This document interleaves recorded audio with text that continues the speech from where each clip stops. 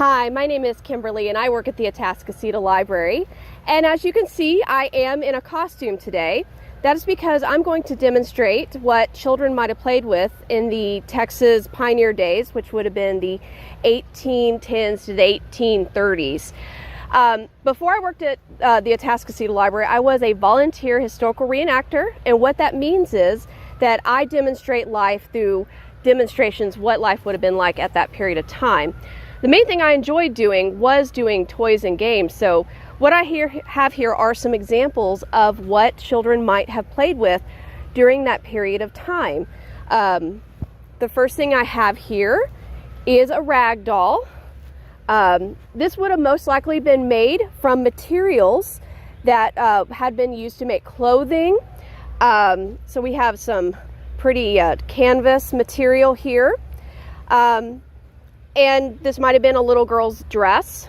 This is all leftover scraps, because the thing about this period of time is that there was no store to go to. There's no just running down to the store and picking up materials. You had to use what you had. So this is something that they might have had to make for a doll. Another version of a doll is this yarn doll. This might have been made by children in our area.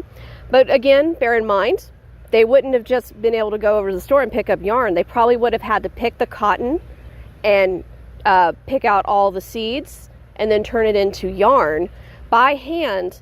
So this is something they probably would have had, but it would have been a lot of work. It wouldn't just been running down to the store and picking up the materials. I'm going to show you how to make this later. Another thing they had was a game called Graces, and I'm going to show you how we played that. That's a two-person game. This game typically played by little girls. It's a catching game, so it's a lot of fun to do. This game is something you can actually make at home. This is called a buzzsaw. This is the one I like the best because it makes a really great sound. So I already have it queued up, so all you have to do is pull it and then release it. Hopefully the sound is coming out. It's a great sound. It's also really great for little girls to get their hair caught in, like I did when I was little. So I actually did have a version of this that was a little bit more modern than this.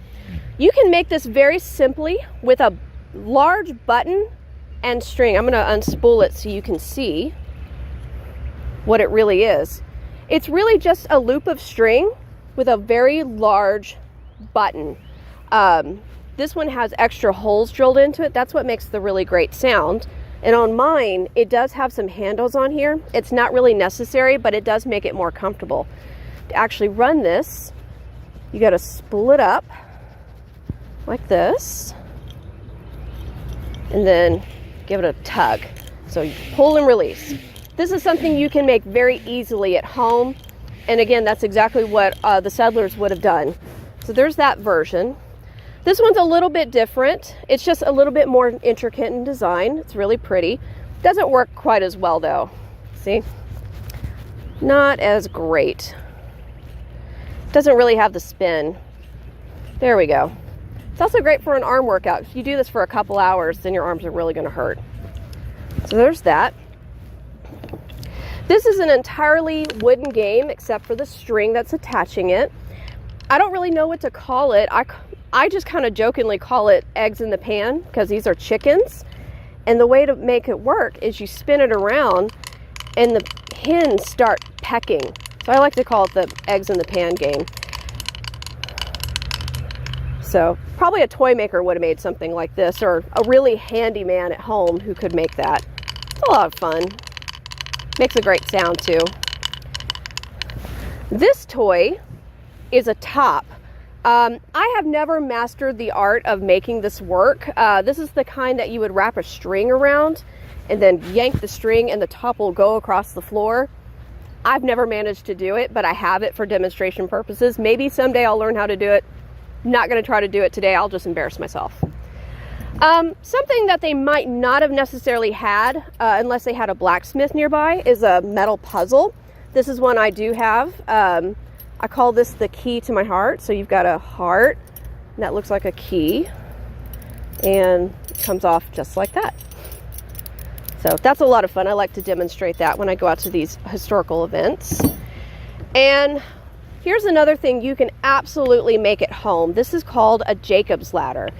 It's very simply made. It creates an optical illusion.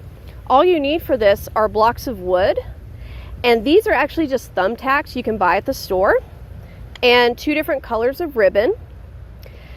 And I will demonstrate what it comes out looking like.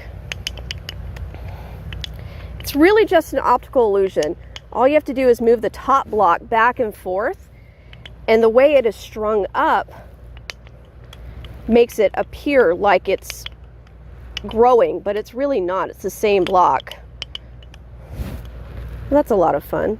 So that's a Jacob's ladder. That's absolutely something they would have had. They probably would have used little hammers and nails to put the different little tacks in. But remember, you would have had to make the nails too. So just keep that in mind. So I'm going to show you how I made my little yarn doll.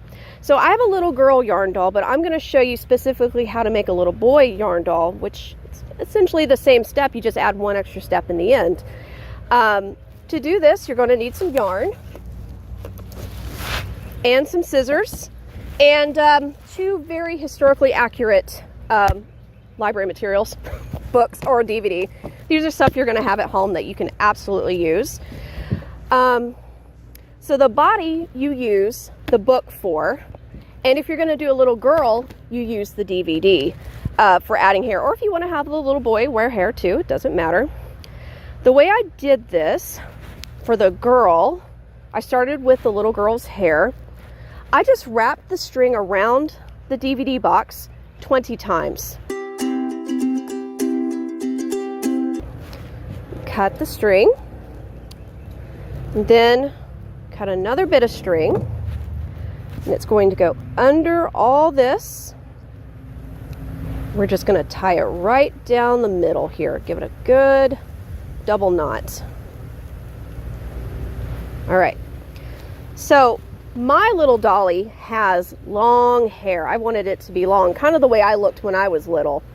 But if you want to give it bangs, you'll cut it here. But if you want it to be long like mine, you'll cut it back here. So I'll do the bangs this time since I didn't do it the last time. Okay, so that's the hair. I'm going to set that aside. Now we're going to make the body. Put aside my very historically accurate DVD box. Okay, for the body, we're going to wrap the string around the book 50 times.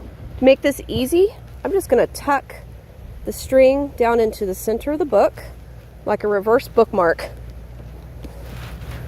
All right, and then we're going to go around 50 times. Whoa, 49. Okay, that's what we're gonna have to go with. So actually need a little bit more string. So we're gonna go with 48 because that's all I had. Okay, so we're gonna need this little bit for the next part. So I'm just gonna set that there. Okay, I'm gonna take a little bit of that string. We're gonna tie it down the middle here. This is going to be our little dolly's head. All right, so just like we did with the hair, if you're making a little girl dolly or dolly with lots of hair, I'm going to go and cut the back of it. So right down the middle of the back. There we go. Okay, so where the fold is where the head is going to be. If you choose to put hair on your dolly, this is where you add the hair in. So you would just put it on the top and take those 2 little cuts off and tie it on. So that would be the head. I'm not going to put the hair on this dolly because I already have one. This is going to be our little boy, so I'm going to flip it this way, I think. All right. I have a little extra down here. I'm going to take that off. Okay. So this is going to be the head. So I'm going to use that little bit of string and give it a good tie off here. All right, so there's a double knot. You can cut that little bit off. All right, so there's our doll's head. So now we want to do the arms. So I'm just going to separate just an even section here. And we're going to do some braiding. That's about even. Those are going to be our arms. So we're going to start on one side. Let's see. Do a quick little braid here. All right, so that's pretty long. So I'm not going to tie it off using the string. I'm actually just going to make a knot. So I'm going to wrap it around my finger and then pull that other bit through the loop. There we go. So there's a hand and some fingers. We can shorten that up. Some very long fingers. We'll just go ahead and braid the other side, and then we'll make them match.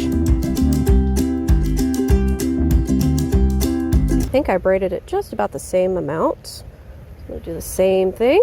2 fingers. Tuck it in. All right, pull it nice and tight. So these are some really, really long arms.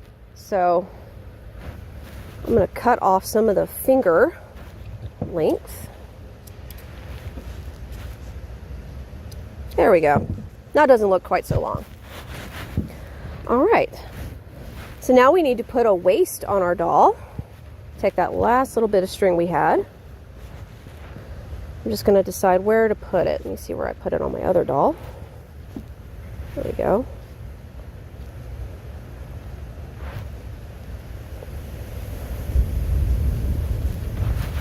Oop. The string's getting out of place here. Very windy day today.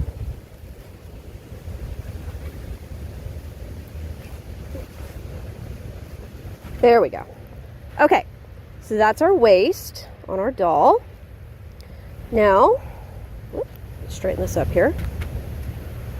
So that's basically what you have to do for the little girl doll. You just leave it just like that. Just imagine the hair is on there, which, there we go. Little girl doll if you wanted it that way. But for the boy doll, the only difference is you braid the legs. So we'll just do the same thing with the legs. It's too thick for me to do the knot thing, so I'm going to have to do the tie off trick. So use a little bit of that.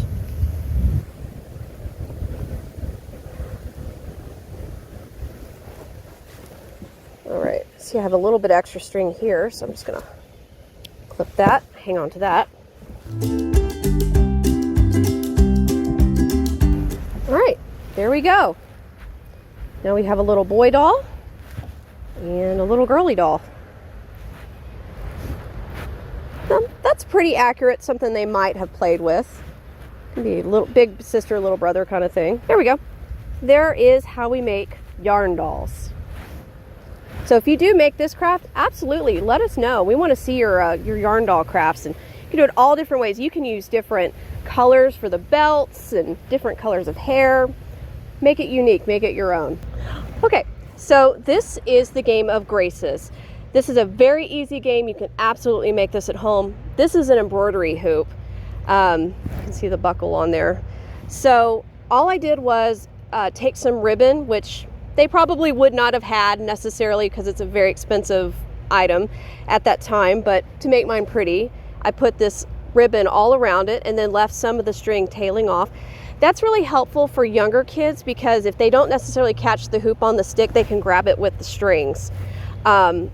These are just dowel rods that I bought at a craft store. You can easily go out into the woods and get sticks. I've done that before when I've been teaching at the park when I've run out of sticks. So there's that, decorated it, and I can show you very simply how it works. So put the 2 sticks into here. Going to cross your sticks, 1 stick in each hand, and then you're going to flick it with your wrist. All right, so I'm going to do it over here. All right, and now it's going to come back at me because my catcher's on the other side. There we go. So you can catch it on one stick, you can catch it on two. That's kind of how it works. Really great for getting stuck in trees too. So try not to do it around trees, otherwise you're gonna have to get a ladder to get it down. Happens all the time.